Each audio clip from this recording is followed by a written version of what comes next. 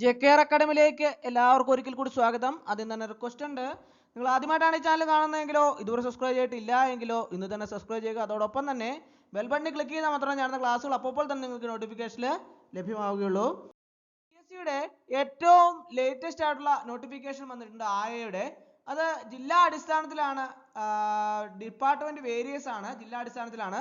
അപ്പോൾ അതിലേക്ക് വേണ്ട യോഗ്യത എന്താണ്, അതുപോലെ തന്നെ അതിൻ്റെ പ്രായപരിധി എത്രയാണ്, അതുപോലെ തന്നെ അതിൻ്റെ ശമ്പളം എത്രയാണ്, ഇങ്ങനെയുള്ള എല്ലാ കാര്യങ്ങളെക്കുറിച്ചും വിശദമായിട്ട് നമുക്ക് നോക്കാം.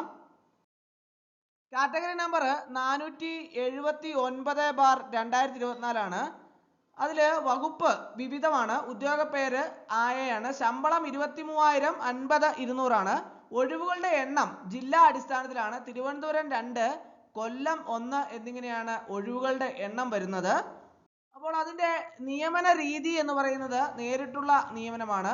പ്രായപരിധി 18 to 36 ആണ്. ഉദ്യോഗാർത്ഥികൾ പ്രത്യേകം ശ്രദ്ധിക്കണം, നമ്മൾ പ്രായപരിധി 18 to 36 എന്ന് പറയുമ്പോൾ 2/1/1988-നും 1/1/2006 ഇടയിൽ ജനിച്ചവരായിരിക്കണം. 2 തീയതികളും ഉൾപ്പെടെ പട്ടികജാതി പട്ടികവർഗ വിഭാഗങ്ങൾക്കും അതുപോലെ തന്നെ മറ്റു വിഭാഗത്തിൽപ്പെട്ടവർക്കും നിയമാനുസൃതമായ ഇളവുണ്ടായിരിക്കും. അതായത് OBC-കാർക്ക് 39 വയസ്സ് വരെയും SC/ST-കാർക്ക് 41 വയസ്സ് വരെയും ഇതിലേക്ക് അപേക്ഷ സമർപ്പിക്കാവുന്നതാണ്.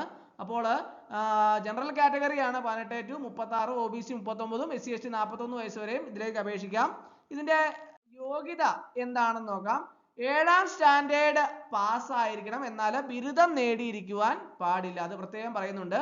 കൂടാതെ ഒന്നും കൂടി പറയുന്നുണ്ട്, ഏതെങ്കിലും സർക്കാർ സ്ഥാപനത്തിൽ നിന്നോ അല്ലെങ്കിൽ 1860 സൊസൈറ്റീസ് രജിസ്ട്രേഷൻ ആക്ട് അഥവാ 1955 Travancore Cochin literary scientific and charitable societies registration act 1955 11 പ്രകാരം രജിസ്റ്റർ ചെയ്തിട്ടുള്ള ഏതെങ്കിലും സ്ഥാപനത്തിൽ നിന്നോ അല്ലെങ്കിൽ സർക്കാർ ഗ്രാന്റ് ഉപയോഗിച്ച് തദ്ദേശ സ്ഥാപനങ്ങൾ നടത്തുന്ന ഏതെങ്കിലും സ്ഥാപനത്തിൽ നിന്നോ അല്ലെങ്കിൽ ഏതെങ്കിലും ഗ്രാന്റ് ഇൻ എയ്ഡ് സ്വയംഭരണ സ്ഥാപനത്തിൽ നിന്നോ കുട്ടികളുടെ ആയിട്ടുള്ള 1 വർഷത്തിൽ കുറയാത്ത പരിചയ സർട്ടിഫിക്കറ്റ് ഉണ്ടായിരിക്കണം.